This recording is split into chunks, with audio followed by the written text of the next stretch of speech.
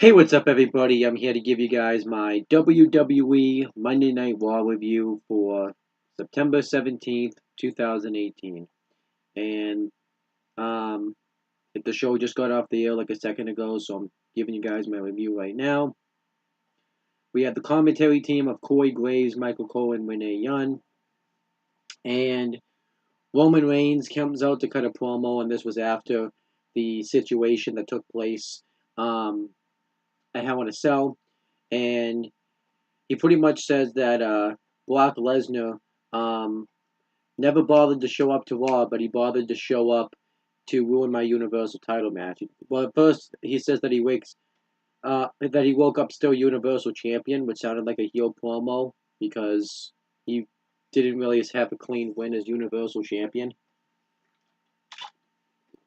And then he starts talking about Brock Lesnar, and he challenges Brock Lesnar to come out and have his rematch for the Universal Championship. But instead, Braun Strowman comes out and he says that Brock Lesnar's ruined has gotten in his way once when it comes to trying to win the Universal title. He's not going to let him do it again. So he's going to get his hands on Brock Lesnar first, and then he's going to get to Roman Reigns afterwards. And then Baron Corbin comes out and says pretty much that he doesn't want any chaos to go down, even though no chaos was going to go down, but whatever.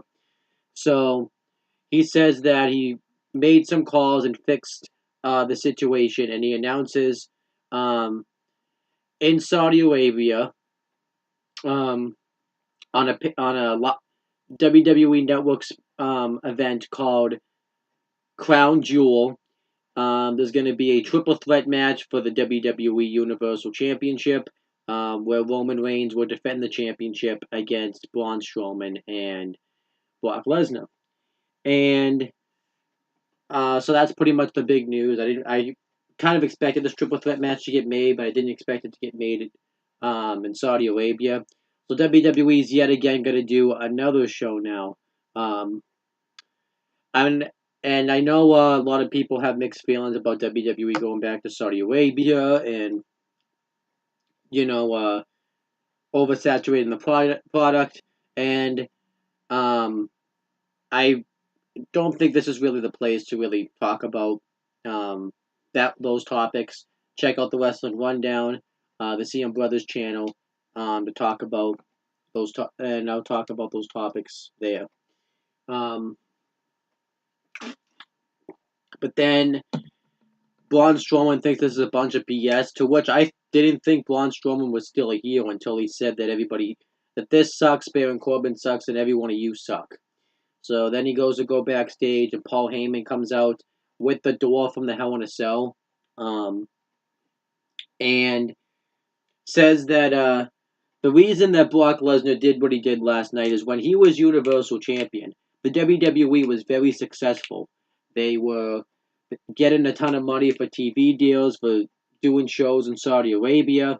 Um, you know, when he was on, he was making people tune into the show. He talked about how he was the longest reigning world champion, but then he lost it, and Roman Reigns and Braun Strowman conspired to keep him out of the title picture.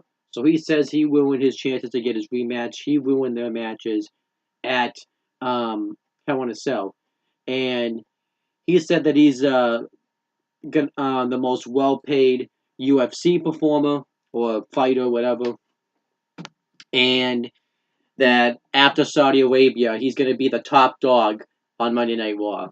And that was essentially it. I don't know how much of Brock Lesnar we're going to see going into Crown Jewel, because I don't even know how many Raws he's booked for, because of I didn't even know Brock Lesnar was coming back this early, but whatever. I'm looking forward to this triple threat match, though. I think this match could be a real show stealer, and I can't wait to see this match at Crown Jewel. And then we had the first match on the show. It was Dean Ambrose versus Drew McIntyre. I thought this match. So yeah, actually the opening. Oh wait, that wasn't the next thing. Then next, Baron Corbin gets on the mic and says that Dean Ambrose might not make it.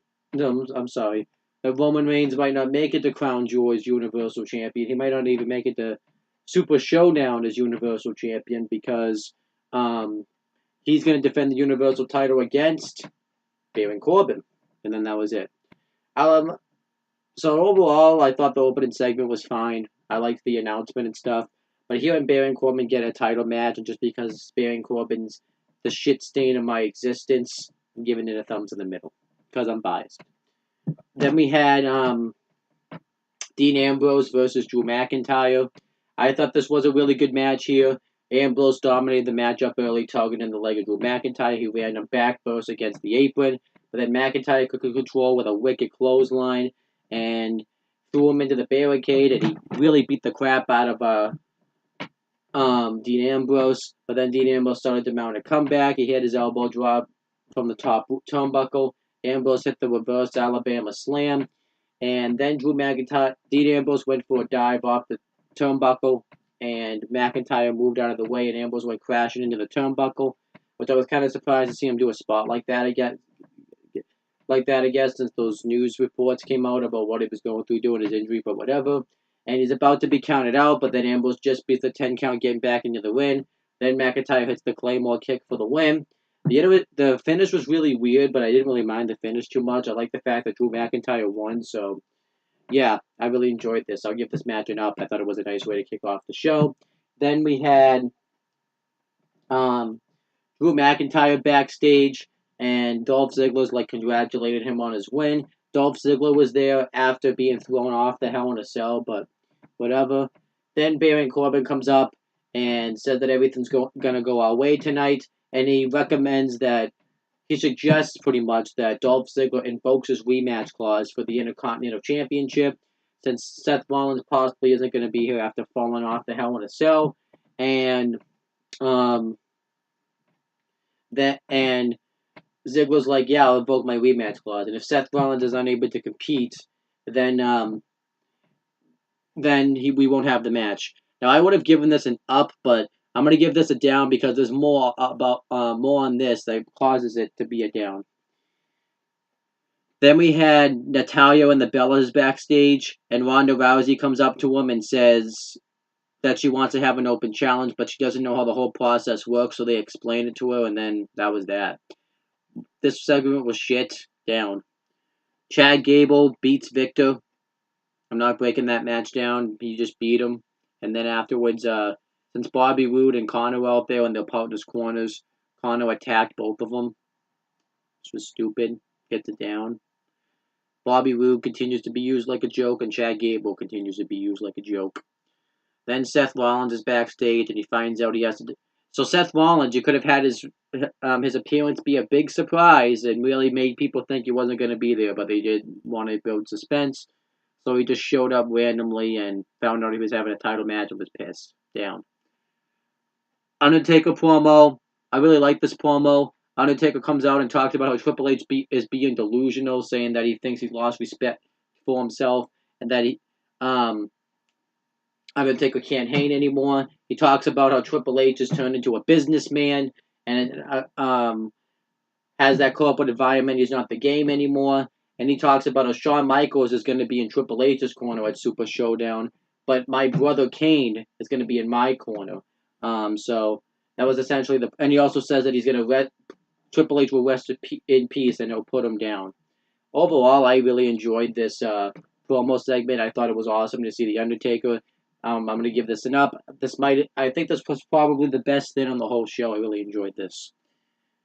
Connor's Cure segment, I'll give this a thumbs in the middle. Whatever. Bayley with Sasha Banks versus Dana Brooke. Bayley won. I didn't really see how because I wasn't paying that much attention, but she won. Down. AOP and Drake Maverick are backstage, and I think Rizal grabs somebody from backstage and holds him up against the wall, and Drake Maverick has to call him off. I thought has to cool him down. I thought this was actually pretty funny. He gets an up. And then AOP with Drake Maverick versus Gregory James and Barrett Brown. AOP win. And it was a squash match. They win with the Super Collider. I like this. Getting it up. And then Dolph Ziggler and Baron Corbin are backstage. And Seth Rollins comes up and says he's gonna do this tonight. Down. Intercontinental Championship match. Intercontinental Champion Seth Rollins versus Dolph Ziggler. I'm gonna give this a down because it's just kind of felt like time filler, and I just didn't really enjoy this that much, and I didn't really understand why they did this match. It was a waste of time. Seth Rollins won with a stomp, and I don't think anybody thought Seth Rollins was dropping the title, and it really wasn't that excited of a match. They had way better matches. I get they were utilizing the injuries, but what was even worse was they didn't come out taped up or anything, so whatever. Roman Reigns gets interviewed, and I didn't really pay attention to what he said. Probably something about him retaining the Universal Championship. Then it shows National Hispanic Month stuff, even though it's September 17th and the month's almost over. But you had people like Zelina Vega talking about her hero, Rey Mysterio. Andrade Cien Almost talk about his heritage. Sasha Banks talk about Eddie Guerrero. Titus O'Neil talk about some baseball player. Because I don't watch baseball, I didn't know who the fuck that guy was. And somebody else talk about somebody else. It was fine, though. I'll give it an up. Ronda Rousey's open challenge, and she said she wants to go down as the greatest champion in history. I like that she was taped up. She gets how this business is supposed to work. So she calls on an open challenge. Natalya comes out thinking she's going to accept, but the Wyatt Squad, we find out later out, and they were going to accept the open challenge. And Ruby Wyatt proceeded to go on and say, and I quote, I actually like you, Ronda, but I also don't like you. That makes no sense. How can you like and not like somebody at the same time? And then Ronda Rousey does the best she can to fight them off, but eventually the numbers game catch up to her. And then the Bella twins won out, and Brie Bella looked so distraught about her loss last night. Not really, but whatever. But yeah, the Bellas fight off the Wyatt Squad and Ronda Rousey as well, and it sets up the 6-woman tag team match at Super Showdown. And I like this segment here, actually. I'll give it an up, so whatever. I thought it was fine. Then we had Braun Strowman backstage, and actually, no, not Braun Strowman, Baron Corbin backstage, it was supposed to say. And Braun Strowman comes up to him, and he says that he wants him to win tonight because he wants to beat the shit out of Baron Corbin. So this gets an up. I actually liked Braun being Braun. Elias versus Bobby Lashley with Leo Rush on commentary. Elias had his concert performance, which was really good as normal. And Leo Rush interrupts him, and Elias makes some joke thinking that it was somebody's kid because Leo Rush is so small, and I thought it was quite hilarious. And then Leo Rush introduces his man, Bobby Lashley, and we find out that Leo Rush is going to be the manager of Bobby Lashley, which I'm happy about because I think they could be a really good duo together. And I think Leo Rush is really talented on the mic, and he's really deserves the time on Monday Night Raw. And Leo Rush is talking shit to Kevin Owens, so Kevin Owens comes out, and Leo Rush outruns Kevin Owens and hits an insecurity on Bobby Lashley. No, I'm sorry, on Elias, and Bobby Lashley throws Leo Rush outside the ring right onto Kevin Owens and Elias, and then that was that. Overall, I thought this was fine stuff here. I like the segment, but the match itself I didn't really like because it was way overbooked and stuff like that, so I'm going to give this a thumbs in the middle. And then we had Alexa Bliss promo. She was cutting a promo saying she's now going to help her friends Mickie James and Alicia Fox in the tag team division, which makes no sense because there's no women's tag team championships, but that must mean they're having women's tag team titles, right? Which if they are, I don't want women's tag team titles because the men's tag team titles barely get booked well. The women's tag team titles would just be the same. And I didn't like this promo because they were just talking a bunch of nonsense, and I don't like nonsense, so it gets a down. And then we had, but pretty much essentially they wanted Ember Moon to find a tag team partner to face them, and they didn't think she was going to find a tag team partner. And then they started talking a bunch of nonsense, and I don't like nonsense. You gotta talk normal. You don't talk nonsense. And then we had Alicia Fox and Mickie James with Alexa Bliss inside versus Ember Moon and a mystery partner. Now, I think everybody knew who this mystery partner was going to be. At least I did anyways, because all the faces of Raw had been utilized. Natalya had been laid out. Ronda Rousey had already been there. They weren't going to bring out the Bella twins. So there's really no baby faces to go from. Sasha Banks and Bayley, that wasn't happening. They were a team. So Nia Jax returned. I wasn't happy to see Nia Jax back. This was just filler. Alexa Bliss is just going to be doing this shit now, and this is just a down.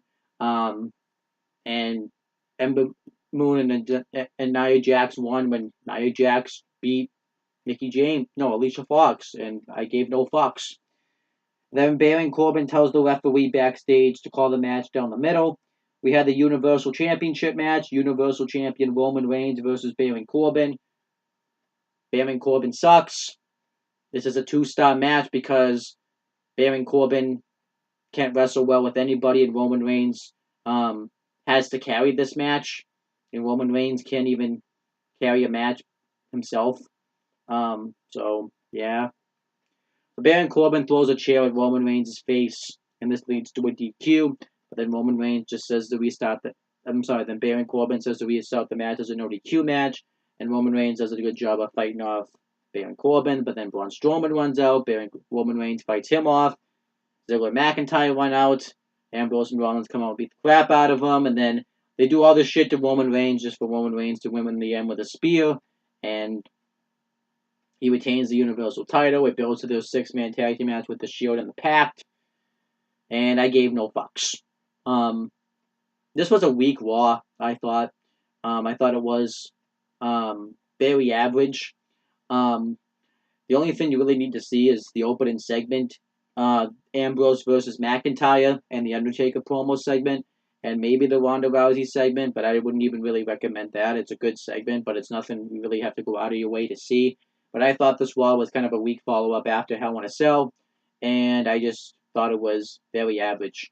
It started off pretty good, actually, but then it just kind of fell off a cliff kind of towards the end. Maybe, too, because I just really didn't dig some of the storylines they were telling, and it's just And it just kind of feels like lately on Raw that pretty much the only 6 guys that matter on a 3-hour show is the Pact and the Shield. And I don't really like the Shield being back together. I don't like Braun Strowman being a heel, so it's like, I don't really care about this at all. But Undertaker being back was cool. I'm excited to see the Brothers of Destruction and DX be in the same win together. That's going to be really cool. So yeah, this is, if I had to give Raw a grade, this was an average show. I'm gonna give it a D+. It was pretty average. If it probably though wasn't for the if it probably wasn't for the Undertaker segment though, I would say this was a weak Raw. So it would have probably just gotten a regular old D, but it gets a D+. I thought it was very average. But anyhow, that's pretty much my review of Raw.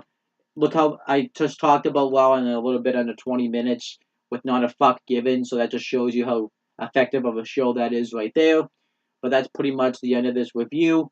Make sure you guys like, comment, and share this video so people will watch it. Make sure you guys subscribe to this channel for more content and click on the bell. So that way, every time I upload a video, you guys will get the notifications for it. Make sure you guys do the same thing for my CM Brothers for the Wrestling Rundown and my own Talking Native YouTube channels. And that's pretty much it, guys. Maybe, too, I should just mention, I started Season 2 of Lucha Underground, and I watched Episode 1. Maybe that was so good. Maybe that made Raw come off very weak, but I don't know. We'll have to wait and see. But that's pretty much the end of this video. I'm signing off. See you later.